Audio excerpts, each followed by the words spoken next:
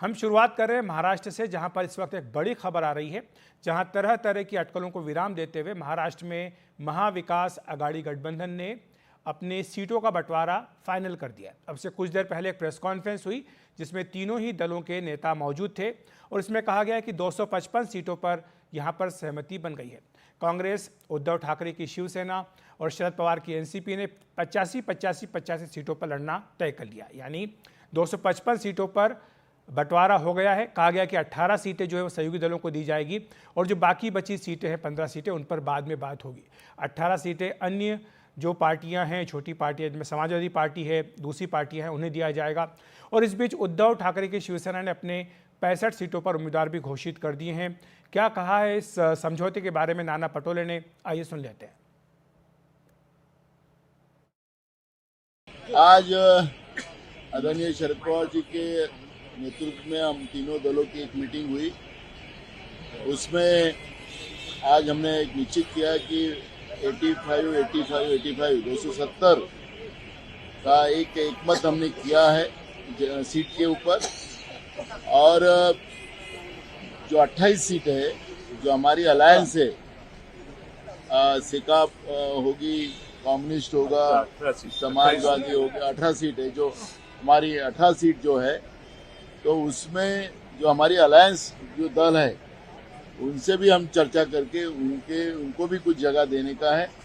और ये कल हम लोग पास में ये बाकी सीटों पे भी हमारा क्लियरेंस हो जाएगा और महाविकास आघाड़ी करके हम लोग ये चुनाव लड़ने जा रहे हैं और महाराष्ट्र में महाविकास आघाड़ी की बहुमत की सरकार आएंगी, इतना भी आपको अवगत कराता हूँ।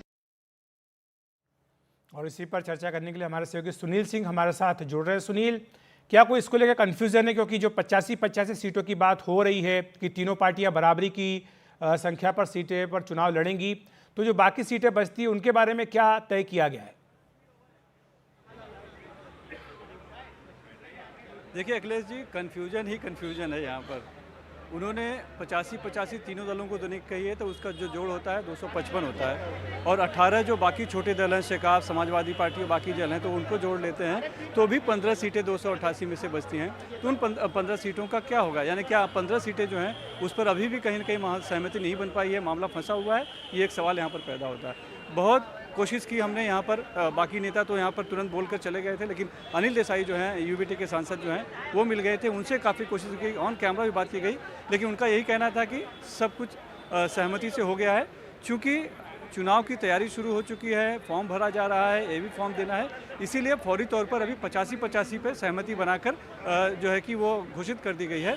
और बाकी जो हैं, जब छोटे जो दल है, जो सहयोगी दल हैं, उनका भी जब रास्ता साफ हो जाएगा, तब जो है कि जो बचेंगी सीटें हम आपस में बांटेंगे। यानी इसका मतलब साफ है कि अभी भी कुछ ऐसी सीटें हैं जिस पे कि सुबह से 4 से 5 जो कहा जा रहा था और अभी आंकड़ा देखें तो 15 के आसपास जा रहा है, तो उस पर अभी भी सहमति बननी बाकी है। यानी कि तीनों दलों में कहीं न कहीं एका नहीं हुआ। और ख़ास करके कांग्रेस और यूबीटी जो शिवसेना है, उसमें विदर्भ की सीटों का जो मामला फंसा नजर आ रहा था, मुंबई की 3 सीटें जो फंस रही थी और नासिक की कुछ बताई जा रही थी, तो कहीं ना कहीं अभी भी मामला फंसा हुआ है। लेकिन चूंकि समय बीतता जा रहा है, आज दूसरा दिन है फॉर्म भरने का, 29 तारीख को आखिरी दिन होगा।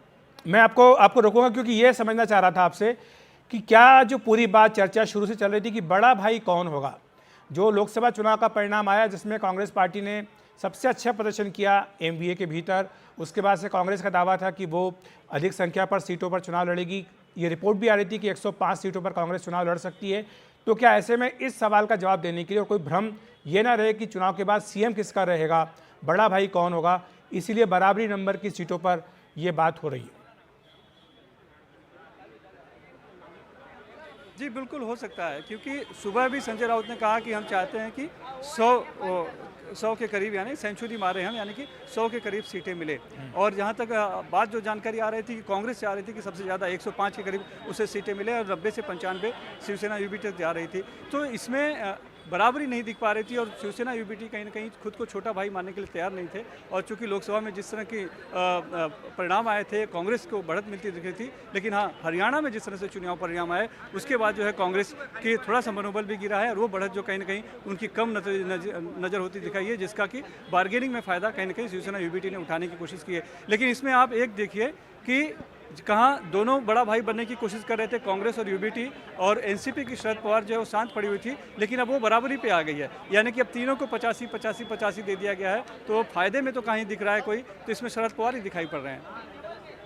जी, और सुनील, आपसे ये भी समझना चाह रहे थे कि अभी जो समय बचा है उसके हिसाब से क्या लग रहा है कि जो 18 सीटें हैं वो अगर बाकी पार्टियों को दी जा रही तो 15 सीटें ही बचती है, तो क्या इसमें भी 5-5-5 का बंटवारा होगा, यानी 90-90-90 की फाइनल फिगर आएगी, या इसमें अभी भी कोई ऊपर नीचे होने का चांस है ताकि बड़ा भाई कौन है इसका फैसला हो सके?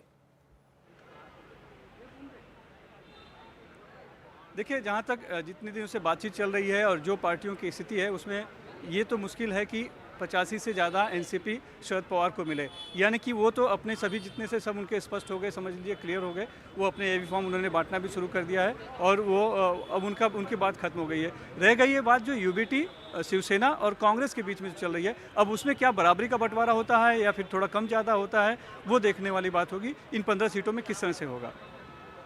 जी, शुक्रिया आपका सुनील इस तमाम जानकारी के लिए।